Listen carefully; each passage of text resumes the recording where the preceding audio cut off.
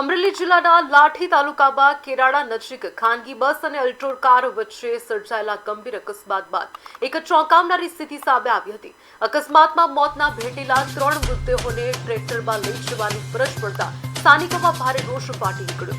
સ્થાનિકોનું કહેવું છે કે લાઠી જેવા મહત્વના શહેરમાં આજ દિન સુધી શવવાહિનીની સુવિધા ઉપલબ્ધ નથી, જેના કારણે દુર્ઘટના કે અન્ય પ્રસંગોના મૃતદેહોને લઈ જવા માટે મુશ્કેલી ઊભી થઈ છે। ગઈકાલની ઘટનામાં પણ મૃતદેહોને ટ્રેક્ટરમાં લઈ જવાતા લોકોમાં આક્રોશ જોવા મળ્યો હતો। લોકોએ સવાલ ઉઠાવ્યો છે કે અમરેલી જિલ્લામાં બે સાંસદો, ધારાસભ્યો તેમજ મોટા ઉદ્યોગપતિઓ હોવા છતાં લાઠી શહેરમાં શવવાહિની જેવી મૂળભૂત સુવિધાઓનો અભાવ કેમ છે? વિકાસની મોટી વાતો વચ્ચે હજુ પણ લોકો આવી સમસ્યાનો સામનો કરી રહ્યા છે।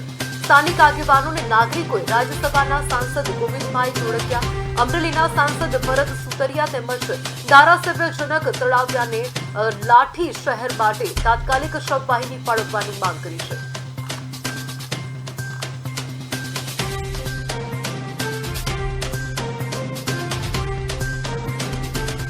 માનનીય સાંસદ શ્રી જે આપણા લોકસભાના સાંસદ છે, રાજ્યસભાના સાંસદ છે ને આપણા માનનીય ધારાસભ્ય શ્રી જે છે એમને મારી ખાસ વિનંતી છે કે કોઈ પણ ગ્રાન્ટની વ્યવસ્થામાંથી લાઠીને શવવાહિની ફાળવવામાં આવે, જેથી મૃત્યુ થયેલા ડેડ બોડીની ગરિમા જાળવી શકાય। એને હું નમ્ર વિનંતી કરું કે આપને કોઈ પણ પ્રકારની એવી ગ્રાન્ટ મંજૂર કરાવો અને તાત્કાલિક ધોરણે લાઠી સિવિલને શવવાહિની મળે એવી અમારી માગણી છે અને અમારી વિનંતી છે કે તમે આની તાત્કાલિક ધોરણે પગલાં લેશો।